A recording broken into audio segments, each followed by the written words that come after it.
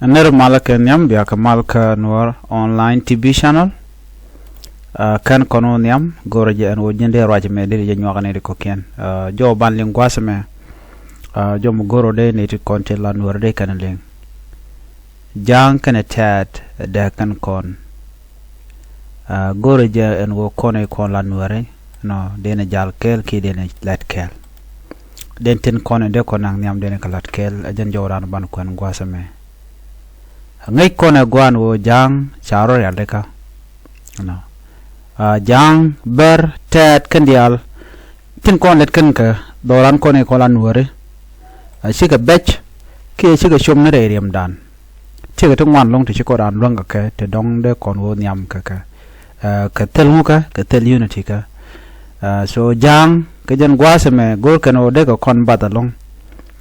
ken kula tel duom dong de kon bat ke but they are trying along no de ko kon bat so kone ko la Nuer gore jen go de kon bom den tin kon shoy ko kon de kon kenen de kon ngaje no gwante arana nga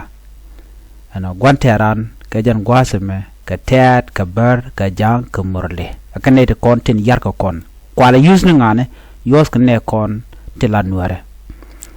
so jo me da gwan wo de kon linkel ka jen lera me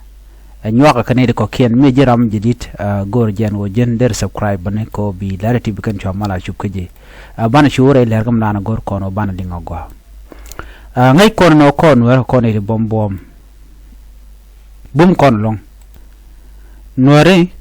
mi kon kata shen kamar kadan ala shen dana shen go kon kono shal ke Nuer to kon ga shen mo gwalong shen dane wal me te ko kono wal re doaran kone ko la Nuer siang mudungwa dungo ke den gwasmen tama cha kon bishep ke siang mi chodo lot ke te mi jeng mi shiri ben re dan mugoro de kon nga ke de kon ling an jo ban ling ke jen larame shit kamnen kono mo ban ngaje wona na la Nuer dor Nuer society Nuer ke Nuer nation gora kondial man biangach gora awareness ko banaje la rodan ono to kon re gwat me bej we are living in a time of great uncertainty politically, socially and economically teti kandial kate yar ko kon teti kandial kate yar ko kon kon te mecha kon yar keje ala koro kon lat koru den tamre doaran re wike so Sudan ke widial continue Nuerten asha kon shep jek ko shi kon dial chana worek ka dupti gol ka shangora kan ta shenga so man kula bejen tamma ko kon man ja kon ko shi kon te ga mat keje ke man yar kon man yam man banangach cha kon yar politic che ne kon la kwar dit kon ne kon ku kon ngene ke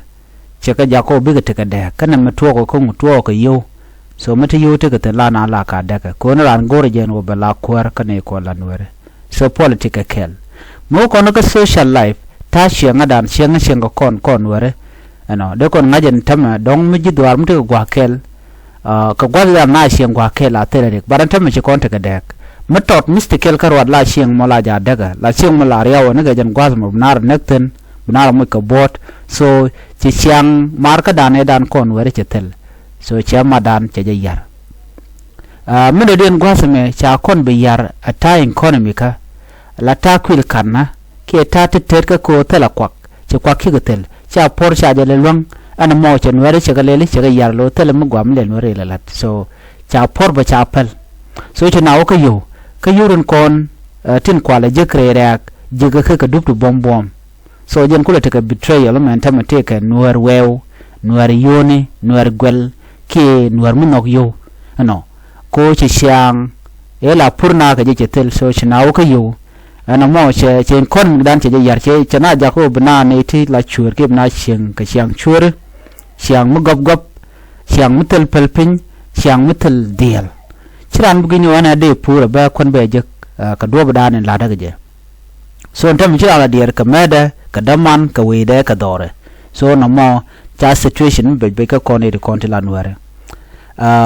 con cha con chu jaka ne ti dong telot ne de kon ti la tin tie ko kon ajan mete ke displacement adi de me wo kon ka kem ne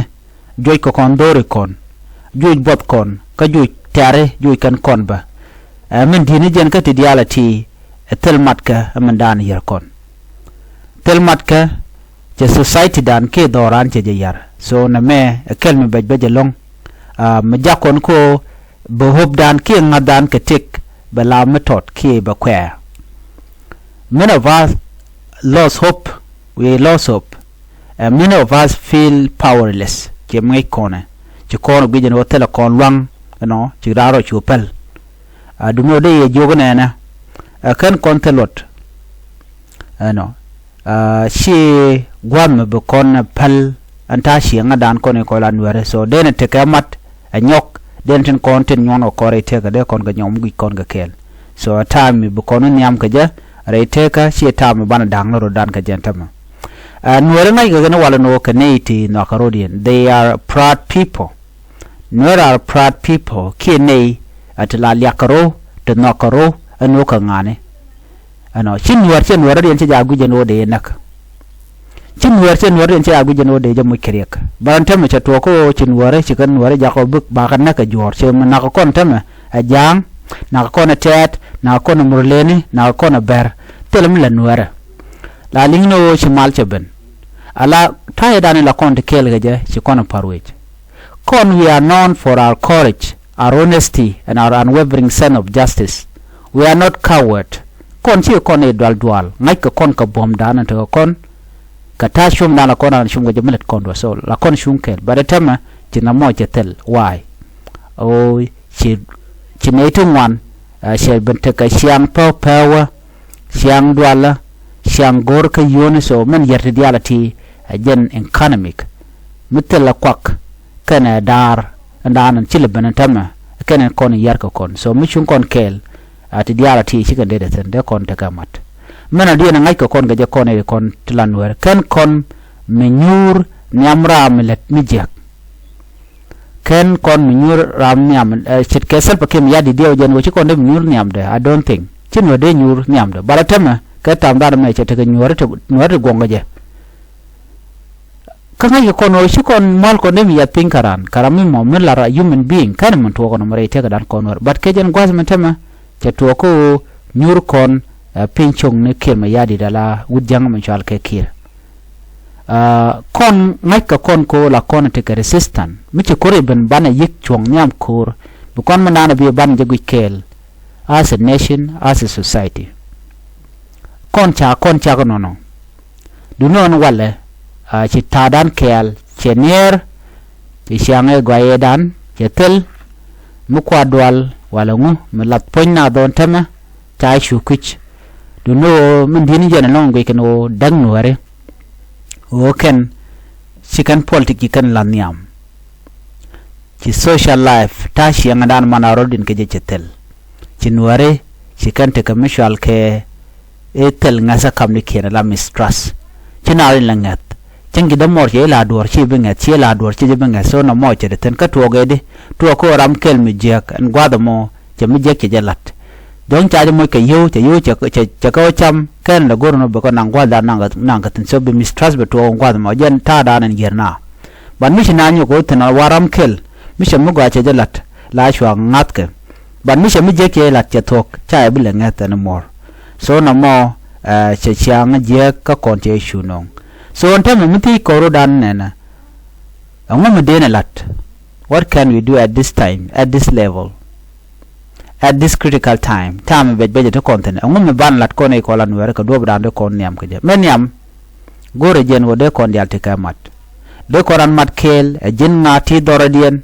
dor kon dang wandial de gordien mat wi kon dang wandial kwala chol nur kan wande ken kel so mi naren madam gwadamo de jawdan de jaling banani dial kon yar ko kon tin jaga jawdan kam tot de kon jawden de kon tiam charan mat de kon shul kamat de kon shul kamal de kon shul baka loñ mara kam ne kon so mi cin war sure nak gwade dan ke ci tel mane right now is a time for them or de gero den unite the reconciliation de jalat de ne te ngwande ka te kamar kam ne nat meda dien de na ngane kon de na kagang ala ngane kon de kagang ko ken cha ka binyo duo mi jia ka ne den kon din tanyam. Let's say at this time ntama chato ko baran baje mu ka yo bajo ko no jinnang na kor marar ki wona nga ki wala na menena ko cha mu ka yo bajo lar na mo ka ku yo ni bas karwade ngare kon ci kono ba lawo no ken ba ka mislead ki ba ga manipulate ki ba ka used ne ko la politician so ne ngan mete ka loj mu ga cheb gon no jen ba chianga je go mo ba je pitre loide so ngat ba yik chong ala jena lo chung ku wech kon dial de invest long ke education de kon dul gode kon na jaga jamen nyam ko ajen gwa bran tin ngwan titin kan do bran de kon kula fight ke je ku mon de kon kor de kon kula fight anyok de kon nge boko de kon e ngwan de kon nyo chiang magwa de na do ran de ne ngech mula kon roda na jugo no chan na ma chan e lat so mini gwan jen long de tungna gan ma tor ga ram dit so de chiang nuere darben kon nuere ngai ke lo ke ne de bom but chio bana na bana ga nyodo ma jene chan ran na kon nuere no but de kon te yik te ke military ke mto te kon already we have a military already kon e ko la nuere ko je jen bor but de je kula lela lo ala de je lo te ne ka gwa me ba ka ko yoten ke ba te ka kon me chamaten ko ba gol ba je kula rom chi de tuwa ganta mala je jen bor te la gwa me cha la ten la rana bi je ndor che na je jen bor so mi ko ya tuwa gwa mo ga taten de dun dawten so ko kuje mo ene rana je jen bor ka ngwana nuere but mi che ben ka tam dana o chan ta ka mat bi yik te ka ne tilan je la la do bi ga doran be kana gang doran gang je ka dup te gol men yam te ga ne te kwal ka gat kon kwal ko kon you know so endoro mo mi shal murle ka shal ke berti ka ken jang de ka nyom no lwal ko de nat de kan rodien mat ko chim chiu ba ka mak but mi chi ben ka turn ware ba ni mi de na ren yegang ajen chal mo no de te ka na defense force chimla ko na ling ne mekel rewde dob dan de noren gang aje no de ren gang ne ka within our community ko te ga nore te ka te lam jegla kana lat ka sha ba ke bran ba mi jegla de ko baram mo ba jo chul a che mane so no mo yerna ko na mo chure jenne anta ba garan ba mi jebe lat kiram ba mi jegla de yo ba o kami che mane ichi kana mat kwa dore lo da ka jen po jera mo dan jeng ne jen so na me chen wer ye ngi je jak so me cha je pel no mo da nuere ba der ka jaga jagwa ban enu ba je kap chongo no mo po ne re nuere bu kon yitte ke de nuere mi tere dan ala NDF kenas defense force me beneden kon ensure ne kan nuer pan kenen kon lat ke tijek ne re nat bu kan kula ke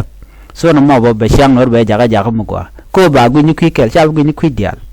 amara den gwas me den lat de kon speak boldly de kon right ke jom di no baling wi mon che bia jom tot me pe kan dera mo ano shenta mo right now gejen wo shite nuer ngwan right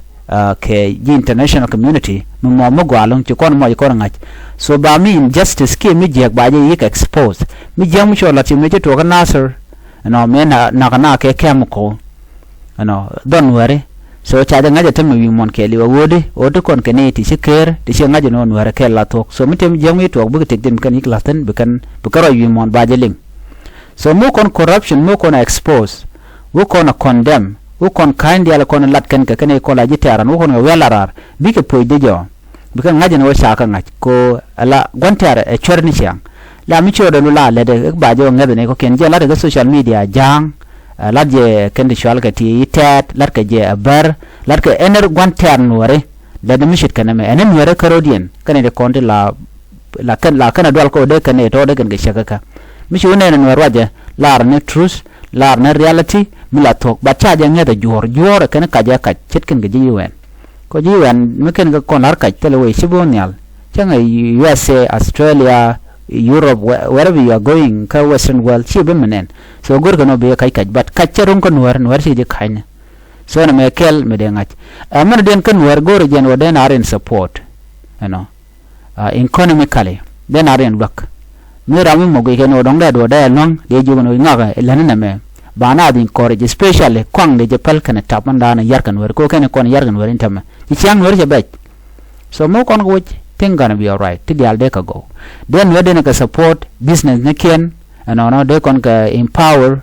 many kon inte ka local farmer la ni kon pit ka kak de ka jugo no wi ene ta yene na so de kon log mo de kon to ko de no de ko survive ba tam ci kon tel karakter am pit kak ala economic dan ci jak but de kon economic dan de kon jaka ja bo bomde ka nudan ka do badan de belde ga pit ka jagwa de na te ka mashoro mi ki kak to deal chala agriculture so de dir long but kon ran wi go li jog lo de ne method be laro na ma chapur but ci jan por winde ko ken lal ne ga trele ne but millet kon ga titi do ran kon e ko lan warda gwalong so de kon te kamal so min jak gwada me de ne mal de ne jak man yam de kon te ka ling kam dan la ling am din jen wi mon understanding again din jen we can promote peace can understanding with others again dan din mi che dor shalar ka magwa den bi yigling chi bitaw mi la kon gwich mi magwa ban mi min nang na of course de ni radin de joy ma ke nyam ke gwar ke whatever please ber ling na me lat kan gejen go jega ka geje jega na so brahma be sare defend brahma be sare defend ba man gwani jen baje mek but tina bu ko kikel no na lu no so mi kon ka jena mot di alde kan go de mal de ben ala pizza che weakness je no chana che ka kam luang phwan chana ja ka bu ka lwar china re na lwar ala mal jaga na ka bum te tanat gu jeno mi mal de tan la na china bum no mal jaga na ka bum ko mi mal tana mi chiro de to kala ja nyak ne ideal but mitna ka tuna deran gwada mutne rolten so tel do me de mal dar ben geje no so kon kel kon e ko lan were bom dan madan la dan kel ajen do dan ban gonti ar ban jelwan kam juj kon eje so jo me ajen gorno de nyaka ye kel so Nuer community ko kon kel chana chon kel ka wona jeg de alan kon tin lat ko re dan kon e ko lan were biata mal ban jeg mur dien bye